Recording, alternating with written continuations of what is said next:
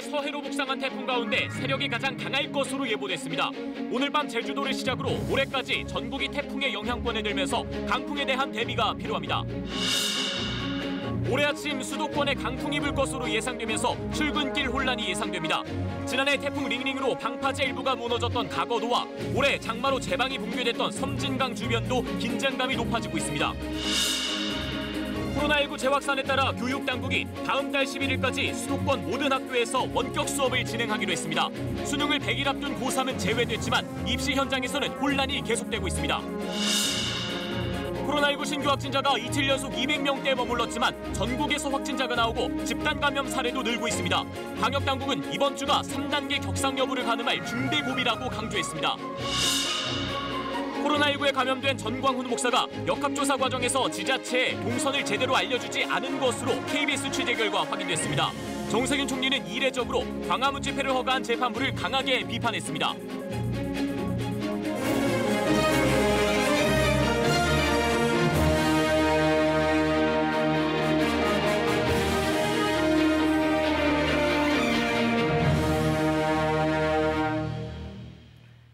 안녕하십니까. 바깥은 물론 실내에서도 마스크 반드시 써야 하는 건 뉴스를 하는 저희 역시 마찬가지입니다.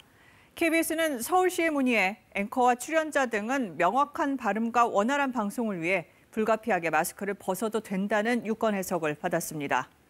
코로나19 재난 상황에서 좀 더 정확하고 신뢰받는 뉴스 전하도록 노력하겠습니다. 코로나19 KBS 종합뉴스룸 9시 뉴스, 먼저 제8호 태풍 바비의 북상 소식입니다. 서해로 올라왔던 태풍 가운데 가장 위력이 강할 거란 예상이 나오고 있습니다. 기록적인 강풍이 몰아친다니까 단단히 대비하셔야겠습니다. 이정훈 기상전문기자입니다. 세찬 비바람에 카메라가 흔들립니다. 바다엔 최고 7m의 파도가 밀려오고 있습니다. 태풍 바비에서 400km나 떨어진 마라도의 오늘 모습입니다. 바비는 위성 영상에서 눈이 또렷이 보일 만큼 강한 태풍으로 발달했습니다.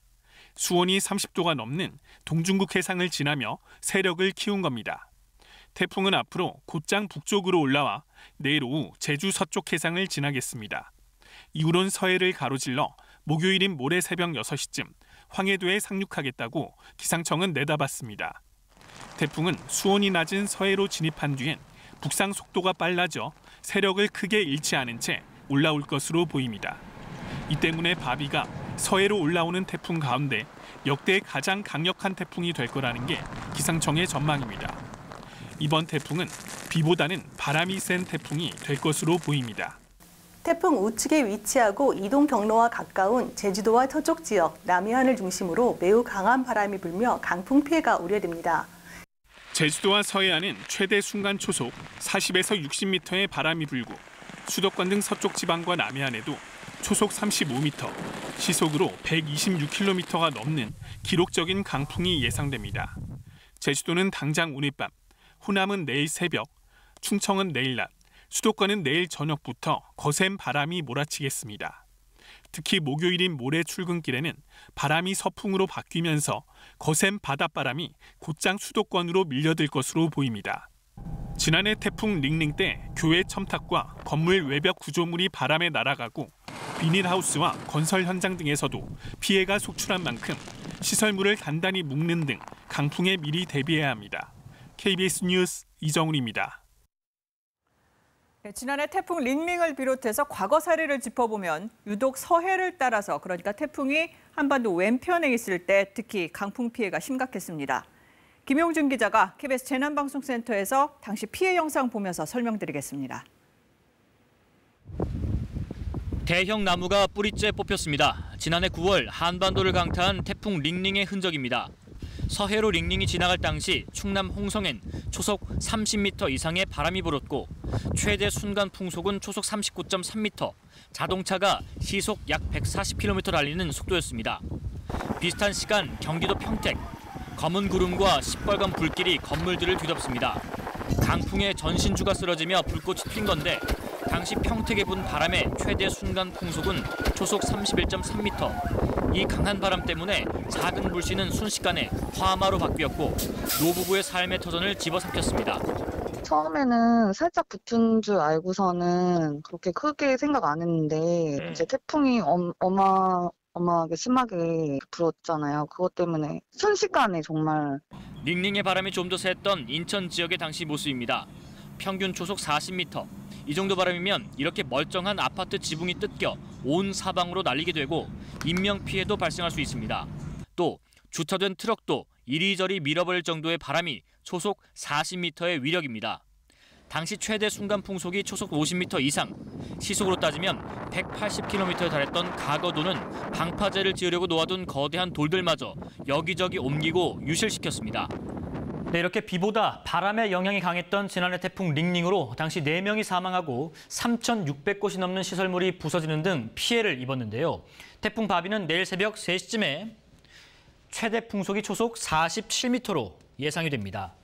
이때 태풍은 서귀포 남남서쪽 약 270km 부근 해상에 머물지만 초속 15m 이상의 강풍은 430km 떨어진 곳까지 영향을 주니까 제주와 전남 해안 지역도 강풍 영향을 받게 됩니다.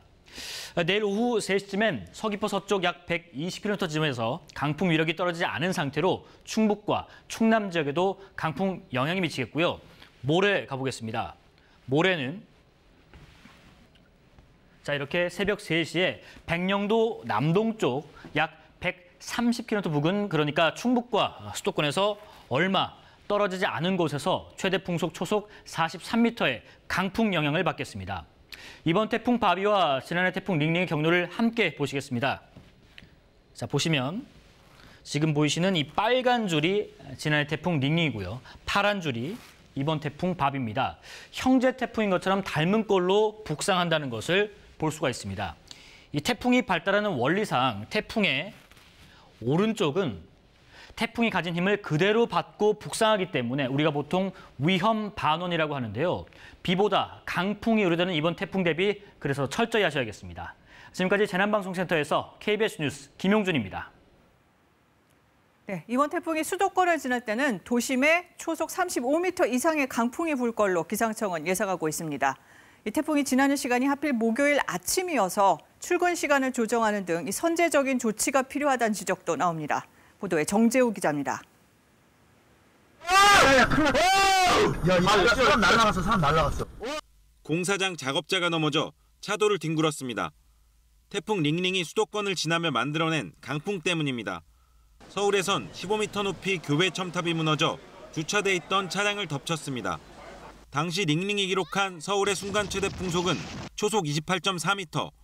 태풍 바비는 이보다 더 강한 초속 35m의 강풍을 수도권에 불러올 것으로 예상됩니다. 달리는 기차가 전복될 정도의 위력입니다. 초속 30m가 넘는다는 것은 대부분 일반인들이 한 번도 경험해보지 못한 정도고요. 15m/s 정도만 되더라도 간판이라든가 가로등이 날려갈 확률이 높은 그 정도의 바람이라고 할 수 있습니다. 여기에다 태풍 바비가 서울 경기 수도권을 지나는 시간 27일 목요일 새벽부터 오전 10시까지 유동인구가 많은 출근 시간입니다.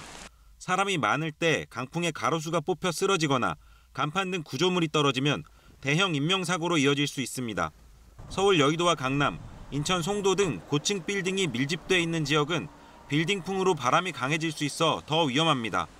태풍이 지나는 시간엔 최대한 외출을 삼가는 것이 좋은 만큼 출근 시간을 조정하는 등 선제적인 조치가 필요하다는 게 전문가들의 지적입니다. 27일 오전은 각 지자체라든가 아니면 각 회사 그리고 각 기관장님들께서 반드시 출근 시간을 조정하셔서 인명피해를 최소화할 수 있도록 우리가 유연한 탄력 근무를 할 수 있도록 협조해 주시는 것이 너무나 중요한 때라고 생각을 하고 있습니다. 기록적 강풍에 대한 대비가 시급합니다. 당장 각 가정에서는 유리창이 깨지지 않도록 창틀을 단단히 고정해 흔들리지 않게 해야 합니다. 입간판처럼 바람에 날아갈 위험이 있는 물건은 안으로 옮기고 간판 등 부착물도 느슨한 곳이 있는지 살펴 고정해야 합니다. 또 건설 현장의 바람막이나 구조물 등은 강풍에 휩쓸려 날아가기 쉬운 만큼 바닥에 내려놓거나 단단히 메어두는 등의 조치가 필요합니다. KBS 뉴스 정재우입니다. 네, 들으신 것처럼 이번 태풍은 강한 바람이 걱정입니다. 이번에는 기상청을 직접 연결해서 자세한 분석 들어보겠습니다. 네, 우진규 예보분석가님, 먼저 이번 태풍이 언제 우리나라에 가장 큰 영향을 줄까요? 네, 결론부터 말씀드리자면 내일부터 모레, 즉 26일부터 27일까지가 이번 태풍으로 인한 고비가 될 것으로 예상이 됩니다. 현재 태풍의 모습을 보시면 이와 같이 우리나라 남쪽, 제주도 남쪽 해상에서부터 북상을 하고 있는데요. 오늘 오후 3시경 북위 30도 부근을 넘게 되면서 우리나라는 비상경계에 돌입한 상태입니다. 지금 현재 태풍의 눈이 자세하게 보일 정도로 굉장히 강력하게 발달하는 모습을 보이고 있는데요. 벌써 태풍의 반원 사이로 제주도 일부가 영역이 포함되기 시작하면서 많은 비가 내리고 있는 상태입니다. 앞으로 태풍은 이 우리나라 이 제주도 서쪽을 경유하는 내일 오후부터 7일 새벽까지 우리나라 서해상을 경유하기 때문에 그 오른편에서 매우 강력한 바람과 많은 양의 비가 내릴 것으로 예상이 되는데요. 그 내용을 토대로 현재 예상되고 있는 강수량과 이 강한 바람의 분포도를 조금 더 살펴보도록 하겠습니다. 우선 비부터 살펴보게 되면 이 태풍의 이동 경로에 가장 가까운 이 제주도와 그리고 전라도 그리고 일부 지리산 부근을 중심으로 최대 300mm 정도의 매우 많은 비가 예상이 되고요. 지형적 영향까지 더해지는 저 제주 산지를 중심으로는 최대 500mm 장의 매우 많은 비가 예상되기 때문에 저 지역을 중심으로는 이 많은 양의 비에 대한 대비가 필요해 보입니다. 자, 이보다 더 심각한 상황은 바로 강한 바람에 있습니다. 지금 태풍의 이동 경로로 예상되는 그 우측 쪽에 특히나 가장 이동 경로에 가까운 제주도와 서해안 지방을 중심으로는 순간적으로 부는 바람이 시속 200km가 넘는 매우 강한 바람이 불 것으로 예상이 돼서 심각한 바람 피해가 발생할 것으로 예상이 되고요.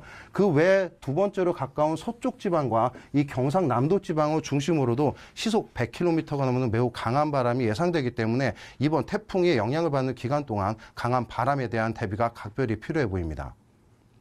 네, 과거 경험하고 좀 비교를 해보면 대비를 더 잘할 수 있을 것 같은데 그동안 이 서해상을 따라서 북상했던 태풍들하고 어떤 점이 다릅니까? 네, 지난 태풍들 몇 가지와 경로를 비교해보면서 살펴보도록 하겠습니다. 현재 저 지도상에서 점선으로 나타나고 있는 선이 이번 태풍 바비의 예상 경로인데요. 지난번 태풍의 경로, 우선 2019년에 나타났던 링링의 실제 경로를 비교해 보시면 저와 같이 거의 유사한 형태지만 조금 더 이번 태풍이 우리나라 쪽으로 근접해 있는 상황을 볼 수가 있습니다. 특히나 이 동위도 때 태풍들의 중심 기압을 비교해 보면 이번 태풍 바비가 지난번 태풍 링링에 비해서 약 10에서 15헥토파스칼 더 낮은 굉장히 더 강한 태풍이라는 것을 감안할 수가 있겠고요. 두 번째로는 지난 2012년에 영향을 줬던 태풍 볼라벤의 경로도 한번 중첩을 시켜보시면 이와 같이 태풍의 경로는 조금 더 우리나라 쪽에 접근했던 것이 볼라벤이지만 링링과 마찬가지로 이번 태풍 바비보다 세력이 약하다는데 그 주목할 점이 있습니다. 즉 태풍의 세력이 굉장히 강하기 때문에 그리고 우리나라 해안으로부터 약 50에서 100km밖에 떨어지지 않은 곳에서 강한 영향을 주기 때문에 지난번 우리나라를 서해안을 통과했던 태풍들에 비해서 더욱더 강한 피해가 나타날 것이라고 예상되는 것이 이번 분석의 내용입니다. 그럼 이 바비가 왜 이렇게 강하게 발달한 건지 또 곧바로 서해로 왜 북상하게 되는지도 궁금하거든요. 설명을 해주시죠. 네, 자세한 상황은 이 태풍에 지금 현재 위치하고 있는 고온의 해수 영역과 태풍 주변의 이 약한 바람이라고 보시면 되겠습니다. 지금 현재 우리나라 주변에 나타나고 있는 위성 영상을 토대로 주변의 기압계를 조금 유추해 볼 수가 있는데요.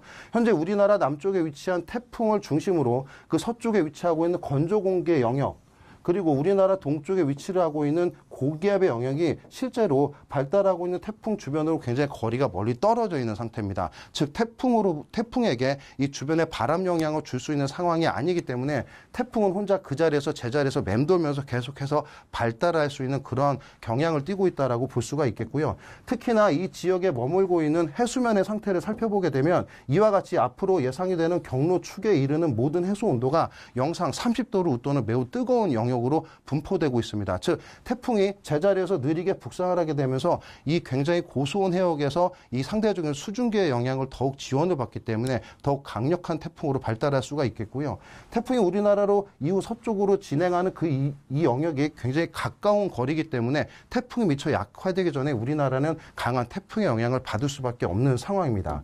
특히나 앞으로 예상되는 수치 모델에서의 구름모 영상을 토대로 이 27일경 또는 26일 후반경에 예상되는 우리나라 주변의 기압계 상황을 살펴보게 되면 태풍이 북상하는 경우에 우리나라 서쪽에서 들어오고 있는 건조 공기 그리고 우리나라 동쪽에 분포하던 고기압이 이와 같이 폭이 좁아지게 되면서 우리나라 쪽으로 태풍이 북상할 수 있는 길은 결국 이와 같은 경로를 취할 수밖에 없기 때문에 현재와 마찬가지로 태풍은 계속해서 북상할 수밖에 없다라는 게 현재까지의 분석 내용입니다. 네, 기상청 오진규 예보관님 잘 들었습니다. 네, 그럼 지역별 상황 알아보죠. 태풍의 영향권에 가장 먼저 들어선 제주 먼저 연결해 보겠습니다. 네, 허지영 기자, 현재 비바람 어느 정도입니까? 네, 제가 나와 있는 이곳 서귀포시 법한포구에 비는 오지 않고 있습니다. 빗줄기가 약해졌다 굵어지기를 반복하다 지금은 잠시 소강 상태에 접어든 건데요. 하지만 바람은 제법 거세게 불고 제 뒤로 보이시는 것처럼 파도도 높게 일고 있습니다. 현재 제주도 남쪽 먼바다에 태풍 경보가, 제주도 육상과 해상에 태풍 주의보가 내려졌습니다. 제8호 태풍 바비는 저녁 8시 기준 초속 40m의 강풍을 동반한 채 서귀포 남남서쪽 약 360km 부근 해상까지 접근했습니다. 내일 새벽 6시쯤 매우 강한 단계로 세력을 키운 뒤 내일 오후 4시에서 5시 사이 제주에 가장 근접할 것으로 보입니다. 오늘 밤부터 내일 사이가 제주로선 고비가 될 전망입니다. 태풍의 영향으로 모레까지 제주 산지 등 많은 곳에 최고 500mm, 그 밖의 지역에 100에서 300mm의 비가 쏟아지겠습니다. 네, 그럼 바람이 얼마나 강할 걸로 예측됩니까? 네, 제8호 태풍 바비는 순간 최대 풍속이 초속 60m에 달하는 강풍을 몰고 올 것으로 기상청은 예보했는데요. 이 철탑까지 무너뜨릴 정도의 위력으로 2003년 한반도를 강타했던 태풍 매미와 비슷한 수준입니다. 이 태풍의 영향으로 내일까지 제주 모든 해상엔 최고 10m의 높은 물결이 일고 이 월파 피해, 즉 파도가 방파제와 이 해안도로를 넘는 월파 피해도 예상돼 해안가 주민들은 주의해야 합니다. 현재 제주 항로 여객선 운항은 전면 통제됐고 제주공항엔 윈드시어와 강풍특보가 내려진 가운데 내일 오전까지 제주를 오가는 항공편은 모두 중단됐습니다. 지금까지 서귀포시 법한포구에서 KBS 뉴스 허지영입니다. 네, 태풍 바비가 올라오면서 서해 입구죠. 최남단의 외딴섬, 전남 신안군 가거도 역시 긴장하고 있습니다. 현장 취재기자 연결해갔습니다. 김은행 기자, 벌써 바람이 시작됐나 봐요. 네, 그렇습니다. 아직 비는 내리고 있지 않지만 제법 강한 바람이 불고 있는데요. 제가 서 있는 이곳이 가거도 선착장과 바로 밀접한 마을입니다. 보시는 것처럼 집집마다 문 앞에 대형 덤프트럭과 화물차를 주차해둔 걸 볼 수 있는데요. 이 주민들이 강풍으로 유리창이나 창문이 깨지는 걸 막기 위해서 이렇게 주차해둔 겁니다. 오후가 되면서 한때 최고 6m가 넘는 파도가 치는 등 파도도 높아지고 있습니다. 현재 가거도가 있는 서해 남부 남쪽 먼바다에는 태풍주의보가 내려진 상태입니다. 이번 태풍은 초속 40에서 60m에 이르는 강한 바람을 몰고 올 것으로 예상됐는데요.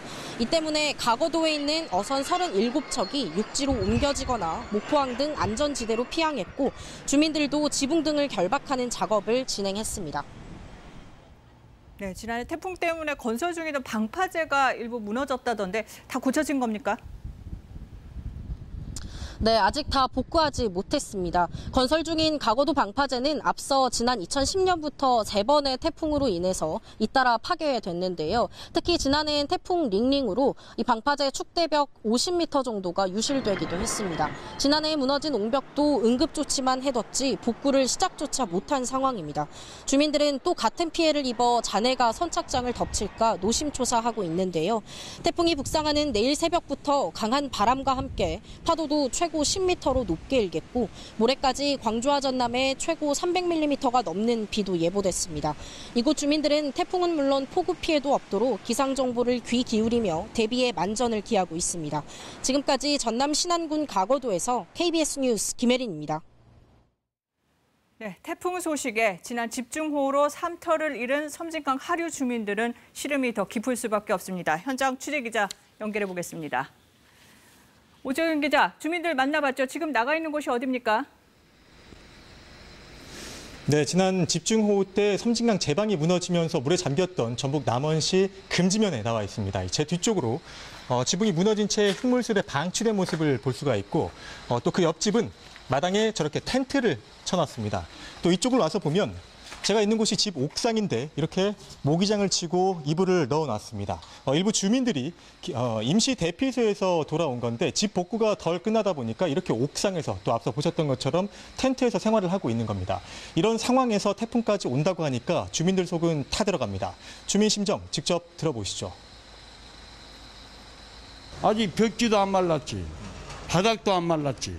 대피소보다 자기 집이나. 코로나도 대피소에서보다는 얘가 안전하지. 얘 식구끼리니까, 식구니까. 태풍이 온다 하니까 또 잠자리를 또 딴 데로 좀 옮기려고 옥상에서 자다가 또 뭐라도 떨어지고 지붕 날아갈까 봐 마음이 어떻게 이렇게 안정이 안 돼요. 네. 그럼 지난 장마 때 무너졌던 제방 상태는 어떤가요? 네, 낮에 현장에 다녀왔는데 이 제방이 제 모습을 되찾았습니다. 응급 복구는 지난주 화요일에 마무리됐습니다. 이 무너졌던 100m 구간을 모래와 흙으로 다시 채웠고 제방 안쪽으로 큰 돌덩어리를 쌓았습니다. 익산국토관리청은 지금 한 복구 작업은 응급 수준이 아니고 사실상 항구적인 복구를 했다고 밝혔습니다. 태풍은 예상보다 느린 속도로 움직이고 있어서 전라북도는 내일 오전부터 직접적인 영향권에 들 것으로 보입니다. 특히 태풍이 가장 가까이 지날 것으로 보이는 모레 새벽이 최대의 고비가 될 것으로 보여 이재민들도 잔뜩 긴장한 채 대비하고 있습니다. 지금까지 전북 남원에서 KBS 뉴스 오정현입니다. 네, 지금부터는 코로나19 관련 소식입니다. 수도권의 유치원과 학교 모두 내일부터 다음 달 11일까지 등교 안 하고 원격 수업을 하게 됩니다. 단 고3 학생들은 계속 등교합니다. 최문종 기자가 보도합니다. 이 고등학교는 코로나19에 감염된 학생이 나오면서 지난주부터 원격 수업으로 바꿨습니다. 이 학교를 포함해 감염 확산 우려 때문에 학생들이 등교를 못한 학교는 2,100곳입니다. 지난 5월 순차 등교가 시작된 이후 가장 많습니다. 특히 수도권에선 지난 2주 동안 200명 넘는 학생과 교직원이 확진돼 850개 학교가 문을 닫았습니다. 결국 교육당국이 서울과 경기, 인천의 7,800여 유치원과 초중 고등학교 모두 원격 수업을 하기로 결정했습니다. 학교를 통한 전염을 차단해 학생 안전을 지키고 거리 두기 3단계 격상도 미리 대비한다는 취지입니다. 국가적 위기 상황을 극복하기 위해 사회적 거리두기 2단계에서 선택 가능한 가장 강한 조치를 선제적으로 취하는 데 뜻을 함께 했습니다. 원격 수업 시한은 일단 다음 달 11일까지입니다. 확진자 증가 상황에 따라 더 연장될 수도 있습니다. 다만 입시와 진로 준비 일정이 빠듯한 고3 학생들은 등교 수업을 계속합니다. 또 학력 격차를 줄이기 위해 기초 학력을 갖추도록 도움이 필요한 학생들은 원격 수업에 더해서 대면 지도를 받을 수 있습니다. 돌봄 공백 최소화를 위해 초등학생 가정에는 돌봄 서비스와 급식이 제공됩니다. 학생을 돌봄 교실당 10명 내외로 분산 배치하여 학생 간 거리를 충분히 확보하고 오전 9시에서 오후 7시까지 안정적인 돌봄을 운영하겠습니다. 이와 함께 원격 수업의 질을 높이기 위해 인프라 구축과 학습 콘텐츠 지원을 강화하기로 했습니다. 수도권 이외 지역 학교에선 등교 학생 수를 3분의 2 이하로 제한하면서 등교와 원격 수업을 병행하는 기존 조처가 유지됩니다. KBS 뉴스 최문종입니다. 네, 수도권의 원격 수업을 결정한 오늘은 공교롭게도 수능 시험 딱 100일 전입니다. 교육당국은 수능 추가 연기는 없다는 입장이지만 입시 현장에선 혼란이 계속되고 있습니다. 아예 내년 봄으로 연기하자는 주장도 나왔습니다. 이어서 홍서구 기자입니다. 고3 학생들은 불안합니다. 수업도 제대로 못했는데 수능은 벌써 100일 앞입니다. 학교는 이제 막 어수선하고 계속 지금 코로나 상황이 더 심해졌으니까 그런 것 같은데 입시 일정 자체가 불안정한 게 가장 큰 고민입니다.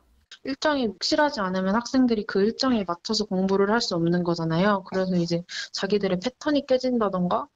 재수생이 유리할 것이라는 전망이 우세하지만 대형 학원도 온라인 수업으로 바뀐 상황이라 반론도 만만치 않습니다. 갑작스러운 원격 수업을 집에서 받게 되다 보니까 지금까지 유지해왔던 학습 패턴 자체가 무너질지도 모른다는 불안감이. 대입 일정은 사실상 다음 달부터 시작합니다. 3일부터 18일까지 수능 원서 접수, 16일에는 수시 학생부 마감. 같은 날에 올해 수능 난이도를 결정하는 한국교육과정평가원의 9월 모의평가도 진행됩니다. 변수가 많은 현 상황에서 빠듯한 입시 일정을 소화하기보다 아예 내년 봄으로 수능을 넘기고 대부분의 나라에서 시행되고 있는 9월 학기제로 가자는 주장도 나옵니다. 내년 5월이나 6월쯤 수능을 보면서 9월 학기에 입학할 수 있도록 하는 플랜 B를 정부가 적극적으로 검토할 필요가 있다고 그렇게 생각을 합니다. 비대면 수능이나 수험생들을 나눠서 여러 날에 걸쳐 시험을 치르자는 방안도 거론됩니다. 그러나 교육당국은 비대면 시험은 실현 불가능하며 12월 3일 수능을 예정대로 추진한다는 입장입니다. 12월 3일 예정되어 있는 수능을 차질 없이 치르기 위해서라도 감염의 확산을 빠르게 차단하고 안정화하는 것이 급선무라고 판단합니다. 다만 유은혜 부총리는 사회적 거리두기가 3단계로 격상되면 수능 계획을 변경할 수 있다고 가능성을 열어놓았습니다. KBS 뉴스 홍석우입니다. 국내 코로나19 신규 확진자 오늘은 280명입니다. 지난 일요일 400명대에 육박했지만 어제 오늘 이틀 연속 200명대입니다. 서울 사랑제일교회와 관련해선 40명이 추가로 확진돼 누적 확진자가 900명을 넘어섰습니다. 이 교회에서 시작된 2차, 3차 전파가 22곳으로 이어져 현재까지 120명이 감염됐습니다. 오늘 국내 발생은 대부분 수도권에 몰렸지만 전국의 확진자가 골고루 분포되었습니다. 이렇게 지역 발생 범위가 넓어지고 집단 감염 사례도 늘고 있기 때문에 방역당국은 현 상황이 전국 확산을 앞둔 폭풍 전야라고 표현했는데요. 정부는 언제든 사회적 거리두기 3단계로 격상할 준비가 돼 있다고 밝혔지만 봉쇄 조치가 해결책은 아니라는 지적도 나왔습니다. 김민지 기자입니다. 신규 확진자 수는 12일 연속 3자릿수를 기록했고 같은 기간 동안 3,000명을 넘었습니다. 방역당국은 이틀 연속 늘지 않아 상승 추세가 꺾였다는 건 성급한 판단이라며 폭발적 증가를 앞둔 엄중한 상황이라고 진단했습니다. 이 순간 국민 여러분들의 협조나 거리두기의 실천이 일부라도 안 되거나 미루어진다면 지난 7개월여간 각계에서 어려움을 무릅쓴 코로나19 방역의 공든 탑이 모두 무위로 돌아갈 수도 있습니다. 새로운 집단 감염 사례도 속출하고 있습니다. 서울 중구 부동산 경매업체 관련 지금까지 12명이 확진되고 경기 안양시 식당에서는 누적 확진자 수가 10명이 됐습니다. 정부는 이번 주가 중요한 분수령이라며 거리두기 동참을 호소했습니다. 이번 주가 사회적 거리두기 3단계 격상 여부를 결정짓는 중대한 고비입니다. 사회적 거리두기 3단계가 시작되면 일상이 정지되고 일자리가 무너지는 어려움을 감내해야만 합니다. 이런 가운데 신종감염병 중앙임상위원회는 봉쇄 조치가 지속 가능한 장기적 해결책은 될 수 없다는 의견을 내놨습니다. 지금은 코로나19 바이러스와 함께 살아가는 새로운 삶을 학습 중인 상황이라며 일상생활과 방역의 균형을 찾아가는 과정이라는 겁니다. 기대하고 있는 백신에 대해서도 아무리 빨라도 내년 봄에 나올 것이라며 백신이 나오더라도 유행은 끝나지 않을 것이라고 주장했습니다. 지금 우리가 쓰고 있는 마스크의 확산 예방 효과보다 더 좋은 백신이 나오리라는 것도 보장하기 어렵다고 하겠습니다.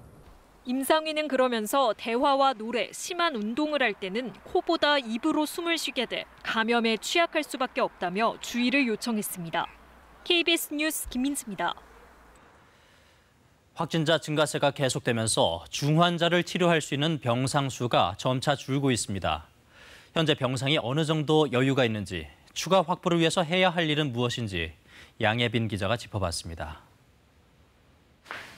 현재 치료가 시급한 코로나19 위중 중증 환자는 38명입니다. 어제 기준으로 코로나19 중환자가 입원 가능한 병상은 56곳. 정부는 상급 종합병원과 협조해 서울, 경기 등에 52개 중환자 병상을 추가로 확보했습니다. 코로나19 중환자가 아닌 다른 이유로 중환자실 코로나 병상을 점유하고 있는 환자들을 적절히 전원 조정을 할 필요가 있습니다. 하지만 대략 8월 말 이후부터는 중환자실 부족이 현실화될 것으로 전망됩니다. 전문가들은 최근 확산세가 계속된다면 다음 달 1일을 기점으로 중환자 수가 134명에 이를 것으로 추산합니다. 중증도와 사망률이 높은 60세 이상 환자 비율이 30%를 넘어선 데다 인구가 밀집된 수도권 지역의 확진자도 계속 늘고 있기 때문입니다. 중환자를 치료할 수 있는 병상과 인력을 갖춘 서울 주요 4대 병원의 중환자 병상 현황을 KBS가 전수조사한 결과 서울대병원은 27병상 중 11개가 사용 중이었습니다. 아산병원은 공사 중으로 병상이 아예 없었으며 삼성서울병원은 4개 병상 중 3개가 차 있었습니다.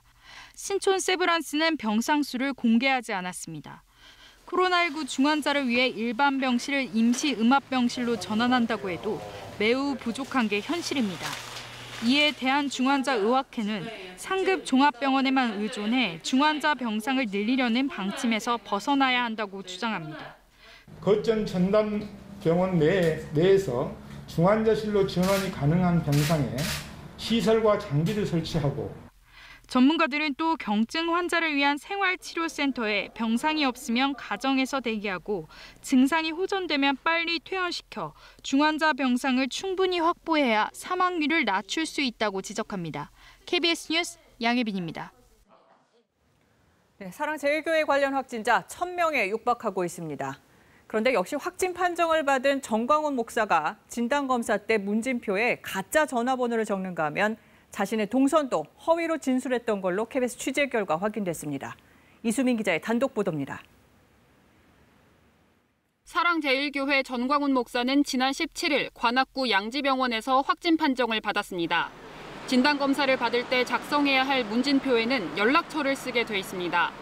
그런데 전 씨는 당시 자신의 것이 아닌 지인의 휴대전화 번호를 적은 것으로 KBS 취재 결과 확인됐습니다. 양지병원에서 보낸 번호에는 잘못 적혀 있었습니다, 분명히. 이거는 관계자래요. 이에 따라 가장 먼저 전 씨에 대해 역학조사를 진행했던 관악구 보건소는 뒤늦게 전 씨의 휴대전화 번호를 확보해 성북구 보건소로 넘겼습니다. 성북구 보건소는 오늘에서야 해당 휴대전화의 GPS 위치 추적을 서울시에 의뢰했습니다. 이뿐만 아니라 전 씨가 역학조사 과정에서 허위 진술을 한 사실도 확인됐습니다. 성북구청이 지난 21일 공개한 전 씨의 동선입니다. 이달 12일부터 14일까지 교회 사택에만 머문 것으로 돼 있습니다. 그런데 이 기간 전 씨는 다른 자치구로 외출했던 사실이 드러났습니다. 이곳은 서울 종로구에 있는 한 건물 앞입니다. 전 씨는 지난 13일 이 건물에 있는 한 인터넷 언론사 스튜디오에서 진행된 생방송에 참여했습니다. 이날 생방송에서 진행자는 전 씨가 직접 방문했다고 말했습니다. 목사님이 이 계단을 오르내리는데 굉장히 불편하세요. 네, 그래도 여기 또 오셔서 고맙고요. 이에 대해 성북구는 관악구의 역학조사 내용을 그대로 옮겼을 뿐이라고 해명했습니다. 저희가 뭐 따로 카드를 조회했다든지 그런 건 없었고요. 사실 우리나라 사람들 그렇게 거짓말 잘 안 해요. 성북구청은 GPS 조사 결과 등을 바탕으로 방역지침 위반 사실이 확인될 경우 전 씨를 고발할 방침입니다. KBS 뉴스 이수민입니다. 정세균 국무총리가 광화문 집회를 허가한 재판부를 강하게 비판했습니다. 코로나19 상황에서 당일 집회가 어떻게 흘러갈지 예측 못했냐는 겁니다. 정부는 방역 방해 등에 대해서 적극적으로 구상권을 행사하고 법정 최고형을 구형하겠다는 방침을 다시 확인했습니다. 손은혜 기자입니다. 정세균 총리는 오늘 국회에서 사랑제일교회와 광화문 집회를 코로나 재확산의 원인으로 지목하며 집회를 허가한 재판부를 비판했습니다. 코로나 확산을 의도하지는 않았겠지만 일반인도 예측할 수 있는 정도의 판단을 왜 못했냐는 겁니다. 현직 총리가 법원의 결정을 비판한 것은 이례적인 일입니다. 신고한 내용과 다르게 집회가 진행될 것이라고 하는 정도의 판단은 그것은 웬만한 사람이면 할 수 있는 것인데 그것을 놓친 것에 대해서 참으로 유감스럽게 생각합니다. 국가적으로 엄청난 세금이 낭비되고 있는 만큼 적극적으로 구상권을 행사하겠다며 정광훈 목사와 주옥순 대표 등에 대해서는 응분의 책임이라는 표현을 썼습니다. 또다시 이분들 때문에 우리 국민들이 고통받는 그런 일이 없으리라고 장담하십니까? 저는 그분들은 본인이 하신 말씀이나 또 행동에 대해서 응분의 책임을 져야 된다고 생각합니다. 당연히 의법 처벌을 받아야 되고. 정부는 방역 방해 등에 대해서는 무관용 원칙을 적용하겠다고 거듭 밝혔습니다. 추미애 법무장관은 광화문 집회에 대한 수사가 진행 중이지만 불법으로 추정하고 있다. 기소될 경우 법정 최고형을 구형하라고 검찰에 지시했습니다. 명단 제출도 거부한 채로 있기 때문에 여기에 대해서는 지금 수사 중이고요. 그 최고의 법정형을 구형하도록 이런 제가 지시를 해 놓은 바 있기 때문에 그렇게 진행이 되고 있습니다. 대검찰청도 일선검찰청에 구속수사를 원칙으로 하라고 지시했습니다. 대검은 또 방역당국의 집합금지 명령을 위반한 집회 주최자나 적극 가담자는 정식 재판에 넘기겠다고 밝혔습니다. KBS 뉴스 손은혜입니다. 교회가 미안합니다. 이 부산의 한 교회 앞에 현수막이 걸렸습니다. 이 비슷한 현수막은 부산뿐 아니라 전국 여러 곳에서 발견됩니다. 방역 지침을 무시한 이 수도권 교회 관련 감염자가 늘고 주말에도 몇몇 교회가 현장 예배를 강행한 사실이 알려지면서 대신 미안하다고 사과하고 나선 건데요. 대부분 교회가 온라인 예배로 전환하고 방역 수칙을 철저히 지키고 있는 가운데 이 몇몇 특정 교회로 인해서 개신교계 전체가 죄를 지은 것만 같다는 목소리입니다. 교회를 미워하지 말아주세요. 간절한 마음 담아서 초등학교 6학년 학생도 청와대 국민청원에 글을 올렸습니다. 현재 가장 많은 확진자가 나오고 있는 서울에서는 거리두기 2단계가 적용된 지 일주일이 됐지만 거의 매일 100명 이상의 신규 환자가 나오고 있습니다. 대중교통 이용량은 조금 줄었습니다. 서울 상황 민정희 기자가 취재했습니다. 서울의 확진자 증가세가 좀처럼 꺾이지 않고 있습니다. 열흘 전 확진자가 급증하기 시작한 뒤로 하루를 제외하곤 세 자릿수 확진자가 발생하고 있습니다. 강화된 2단계가 적용되고 나선 대중교통 이용은 좀 줄었습니다. 지난 2월 말부터 집계된 서울시 지하철 이용량을 분석했습니다. 3월 초에는 지난해 대비 60% 정도였는데 이후 이용량은 꾸준히 늘었습니다. 3월 첫 주의 주간 평균 지하철 이용자 수는 436만여 명, 지난해 대비 57.3%였습니다. 대구, 경북 지역의 대규모 확산으로 경각심이 최고조였을 때입니다. 하지만 이후 계속 늘어 7월 말과 이달 초에는 이용객 수가 82%까지 회복됐다가 재확산으로 2단계에 들어선 뒤 이용객은 다시 61.8%까지 떨어졌습니다. 버스 이용량 역시 강화된 2단계 시행 이후 주말 동안 40% 넘게 떨어졌습니다. 긴장감들이 높아지면서 이제 대중교통 사용량이 이제 줄었다라고 볼 수 있죠. 그런데 좀 지나면 경각심 떨어지는 것이 좀 문제긴 하죠. 오늘도 134명이 늘었는데 강동구 어린이집에서는 지금까지 19명이 확진됐고 동대문구에 있는 순복음 강북교회에서도 15명이 양성 판정을 받았습니다.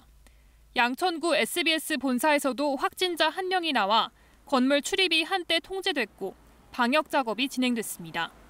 서울시는 8.15 광화문 집회 참가자뿐 아니라 다른 집회, 단순 체류자도 검사를 받으라고 거듭 강조했습니다. 연락이 불가능한 774건에 대해서는 우선 현장 방문 조사가 진행 예정임을 알리는 한편 그리고 금주 중에 경찰과 함께 동행 방문 조사 예정입니다.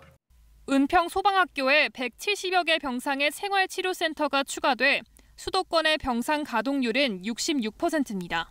KBS 뉴스 민정입니다. 정부가 전세버스에 대한 방역을 강화하기로 했습니다. 지난 광복절 광화문 집회에 전세버스를 이용해 참석한 인원을 파악하기 어려워 역학조사에 차질을 빚고 있는 데 따른 조치입니다. 정부 세종청사 연결합니다. 우한솔 기자, 정부가 마련한 전세버스 방역 강화 방안 어떤 내용이죠? 네, 전자출입명부 도입을 의무화한다는 내용입니다. 주로 집회나 관광 등의 목적으로 짧은 기간 동안 빌리는 전세버스가 대상입니다. 그래서 통근이나 통학버스 같은 정기 운행버스는 제외됩니다. 전자출입명부 사용이 어려운 상황에 대비해서 수기 명부도 관리하도록 합니다. 이미 일부 지자체에서는 이 탑승자 명부 작성을 의무화하는 내용의 행정명령을 내린 바 있는데요. 나머지 지자체에 대해서도 행정명령을 내리도록 권고하겠다는 방침입니다. 그리고 방역에 많은 어려움을 주고 있는 가짜 뉴스에 대한 대응도 강화한다고요? 네, 그렇습니다. 방송통신심의위원회는 이러한 가짜뉴스가 국민의 생활과 안전에 큰 위협이 된다면서 엄정 대응하겠다는 뜻을 밝혔습니다. 우선 방송통신심의위원회는 심의 횟수를 주 1회에서 2, 3회로 늘리고 또 허위 조작 정보는 긴급 안건으로 상정해서 신속하게 삭제한다는 방침입니다. 또 허위 조작 정보를 발견하면 경찰청이나 방심위에 신고해달라고도 요청했습니다. 하나만 더 알아보죠. 결혼식장 위약금 문제로 지금 난감해하는 예비 부부들 많은데 관련 단체들이 중재안을 마련했다고요. 네, 맞습니다. 소비자가 연기를 원하면 원칙적으로는 올해 12월 31일까지 위약금 없이 연기할 수 있도록 한다는 내용입니다. 한국예식업중앙회는 이 같은 내용의 중재안을 마련했다고 밝혔는데요. 하지만 권고 사항일 수밖에 없고 또 회원사를 제외한 비회원사는 해당이 안 됩니다. 그래서 서울시와 한국소비자단체협의회는 분쟁을 중재하기 위해서 서울상생상담센터를 만들어서 운영하기로 했습니다. 여기서는 중재를 담당하고 또 비회원사에도 합의된 분쟁 조정 기준을 따라달라고 요청한다는 방침입니다. 아울러 정부는 추석 연휴에 이동 제한을 검토한다는 주장에 대해서는 그런 적이 없다고 선을 그었습니다. 연휴 기간에 이동량이 많을 수밖에 없어서 감염 전파를 어떻게 하면 최소화할지 방법 등을 검토하는 중이라고 설명했습니다. 지금까지 정부 세종청사에서 KBS 뉴스 우한솔입니다. 문재인 대통령은 오늘 국무회의에서 방역과 경제 모두를 잡아야 한다며 비상한 대응을 강조했습니다. 대통령이 주재하는 추가 비상경제회의 가능성도 언급했는데 상황에 따라 기민하게 대응하겠다는 뜻으로 해석됩니다. 우수경 기자의 보도입니다. 문재인 대통령은 방역이 경제를 살리는 길이다. 방역 강화는 국민 생명과 안전은 물론 경제 회복의 지름길이라고 말했습니다. 방역과 경제 반드시 함께 잡아야 하는 두 마리 토끼라면서 범정부적인 비상 대응을 주문했습니다. 비상한 경제 대응이 필요합니다. 다만 이번의 비상경제 대응은 반드시 방역과 조화를 이루는 방법으로 이루어져야 한다는 점을 명심해 주기 바랍니다. 우선 발표됐던 하반기 경제 정책들에 대한 보강을 지시했습니다. 세 차례 추경을 통한 재정 지원과 대규모의 금융 지원을 했지만 부족한 부분이 없는지 긴급하게 점검해 주기 바랍니다. 이미 계획된 재정은 신속하게 집행하되 수해 복구와 어려워진 민생을 위해 추가 재원을 최대한 확보하라고도 말했습니다. 3차 추경의 집행 시기도 앞당겨야 한다고 강조했습니다. 대통령이 직접 주재하는 추가 비상경제회의 가능성까지 언급했습니다. 앞서 6차례 비상경제회의를 주재하며 전국민 긴급재난지원금 등 굵직한 지원책을 발표했던 문 대통령. 상황에 따라 긴급 경제 처방을 내놓겠다는 뜻으로 읽힙니다. 대통령의 언급에 대해 2차 재난지원금 또는 4차 추경을 염두에 둔 것이라는 해석도 나오고 있습니다. 이에 대해 청와대는 당분간은 방역에 집중할 때라고 강조하면서 향후 경제 대책을 판단하는 것은 아직은 이르다고 말했습니다. KBS 뉴스 우수경입니다. 내일부터 사흘 동안 전국의 대형 병원 의사는 물론 개업 의사들까지 모두 집단 휴진에 들어갑니다. 정부와 의사협회 둘 다 대화의 문은 열려 있다고 하지만 입장차가 워낙 커서 극적 타결은 쉽지 않아 보입니다. 양민철 기자입니다. 내일부터 동네 의원 등 모든 의사들이 참여하는 2차 집단 휴진이 시작됩니다. 지난 14일 1차 집단 휴진은 하루에 그쳤지만 이번에는 사흘 동안 계속됩니다. 게다가 전공의와 전임의들도 병원으로 복귀하지 않겠다고 선언했습니다. 이미 대형 병원에선 수술 일정을 줄이거나 연기하는 등 진료 차질이 빚어지고 있습니다. 전체 전임의의 90%, 300여 명가량이 집단 휴진에 동참한 서울대병원은 평소 120건가량 진행하던 수술을 어제는 40%, 오늘과 내일은 절반 정도 줄였습니다. 정부와 의료계는 오늘 새벽까지도 실무진 협상을 이어갔지만 이견을 좁히지 못했습니다. 의협 측은 정부와 논의는 계속하고 있다면서도 집단 휴진 방침은 변함이 없다고 강조했습니다. 내일부터에 대한 전국 의사 총파업 은 모두 예정대로 이제 진행된다 보시면 되고, 다만 언제든지 합리적인 해결을 위한 이런 가능성은 열려 있다. 다만 의협 측은 코로나19의 확산세를 감안해 대규모 집회나 모임은 자제하고 집단 행동을 온라인 중계 방식으로 진행할 계획입니다. 정부는 집단 휴진에 참여한 의사들에 대해 업무 개시 명령을 발동할지는 신중한 입장입니다. 최종적으로 검토할 사안으로서 현재는 의사협회와 계속 대화를 하고 있는 상황이므로 이에 대해서 거론을 하는 것은 좀 적절하지 않다라고 생각됩니다. 정부는 집단 휴진으로 인한 의료 공백에 대비해 각 보건소를 중심으로 비상진료 대책을 세우는 한편 응급실과 중환자실 등 필수 의료 업무만큼은 차질이 없도록 해달라고 집단 휴진 중인 전공의들에게 요청했습니다. KBS 뉴스 양민철입니다. 네, 대전 충남 지역에서는 의료진 중에서도 확진자가 잇따라 나오고 있습니다. 여기에 전공의들이 집단 휴진에 들어가면서 의료 공백이 생길까 우려가 커지고 있습니다. 정재훈 기자입니다. 올해 국가감염병 전담병원으로 지정된 순천향대 천안병원. 최근 간호사 10여 명이 확진 판정을 받으면서 동료 간호사 30여 명도 자가격리에 들어갔습니다. 여기에다 이 병원 의사 40%를 차지하는 전공의 120명이 집단 휴진에 들어가 자리를 비웠습니다. 교수들이 대체 투입되고 일부 전공의들이 자발적으로 선별 진료를 돕고 있어 진료 차질은 빚어지지 않고 있습니다. 그러나 이대로 가면 의료 공백이 생길 수 있습니다. 전공의들이 파업 중이지만 매일 35명 정도는 선별 진료를 지원하고 있거든요. 진료 공백을 교수님들이 메워주셔야 되잖아요. 근데 그것도 한계가 있는 거라서. 병상 확보도 비상입니다. 충남은 현재 전체 67개 병상 가운데 남은 건 9개뿐입니다. 공주의료원에서 40개 병상을 확보하고 주말까지 천안의료원에 83개 병상을 더 만들기로 했습니다. 코로나 환자들은 음압 설치가 또 필요하잖아요. 네. 그런 시설적인 것도 필요하고 해서 시간이 좀 걸립니다. 그래서 네. 이번 주 중에 빨리 해서. 천안의료원의 경우 입원 중인 환자 90여 명을 다른 의료기관으로 옮겨야 합니다.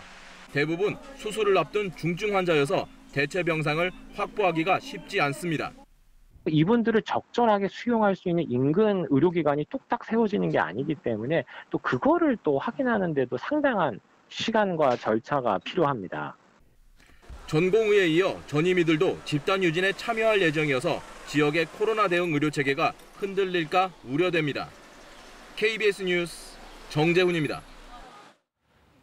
지난주 삼성 갤럭시 노트 최신형을 사전 예약해 미리 구매했지만 바로 개통이 안 돼 불편 겪으신 분들이 많았다고 하는데요. 이런 개통 지연, 알고 보니 통신사의 영업 전략이었습니다. KBS가 KT의 내부 문건을 입수해 분석해봤더니 꼼수가 숨어 있었습니다. 오승목 기자가 취재했습니다. 갤럭시 노트 20 사전 예약자들에 한해 개통이 시작된 지난 14일 KT 직영 대리점에서 판매점주들에게 보낸 문자입니다. 번호 이동 고객은 개통 시간을 따로 정해주더니 오후엔 아예 개통 불가, 개통을 해주지 말란 겁니다. 갑자기 이제 10시 50분부터 개통이 안 돼요. 전면적으로 다 개통이 막혔어요. 번호 이동에 대해서 이렇게. 하루 전인 13일 KT 5G 영업부서에서 작성한 내부 문건, 2급 비밀이라고 돼 있습니다. 싹쓸이 목표 총력 달성이라는 구호와 함께 갤럭시 노트 20 영업 전략이 담겨 있습니다. 개통 시작일부터 3일간 번호 이동 개통 건수를 시간대별, 지역별로 제한하자는 내용이 나옵니다. 이를 지키지 않은 대리점엔 판매 장려금을 깎겠으며 대리점 산하 판매점들도 이 정책을 따르도록 유도하라는 지시도 담겼습니다. 판매점이 받았던 개통 불가 문자, KT 본사에서 짠 공식 영업 방침이었던 겁니다. 이게 첫날 좀 교통량이 좀 오르다 보니까 이런 현상인 것 같습니다. 과연 그럴까? KT 내부 문건에 적힌 규제 리스크, 방통위의 불법 보조금 규제를 말하는데 이를 차단하기 위한 거라고 돼 있습니다. 일명 싹쓸이 전략을 실행하다 특정일에 고객이 급증하면 방통위 의심을 살 수 있기 때문입니다. KT의 이런 행태는 결국 소비자 피해로 이어졌습니다. 사전 예약까지 했는데 길게는 5일간 영문도 모른 채 개통을 기다려야 했습니다. 심한 말로다가 이제 욕을 많이 하시고 일하던 여직원 같은 경우에는 그 손님들한테 하도 욕을 먹다 보니까 항의를 듣다 보니까 나중에 울고 하면서. KT의 이 같은 정책은 실정법 위반이란 지적도 있습니다. 고의 지연이 된다면 정보통신 영무 제공을 거부한 행위에 해당하므로 우리 법상 형을 받게 되어있습니다. 이거는 단속을 피하려는 통신사들의 꼼수에 소비자가 피해를 경험하는 상황이라고 볼 수 있을 것 같습니다. KT는 다른 이통사들도 마찬가지라며 시장 과열을 막기 위해 개통량을 조절한 것이라고 밝혔습니다. KBS 뉴스 오승목입니다. 트럼프 미국 대통령이 공화당 대선 후보로 공식 지명되면서 11월 미국 대선에 나설 공화당과 민주당, 양당 후보가 확정됐습니다. 전당대회장에 나타난 트럼프 대통령은 우편 투표는 사기라며 민주당을 거칠게 몰아붙였습니다. 워싱턴 금철영 특파원입니다.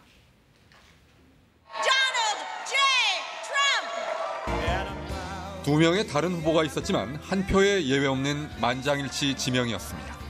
연단에 나타난 트럼프 대통령은 이번 대선에서 절대 질 수 없다며 목소리를 높였습니다. This is the most important election in the history of our country. Don't let them take it away from you. 민주당이 주장하는 우편 투표는 사기라고도 했습니다. You might lose the election.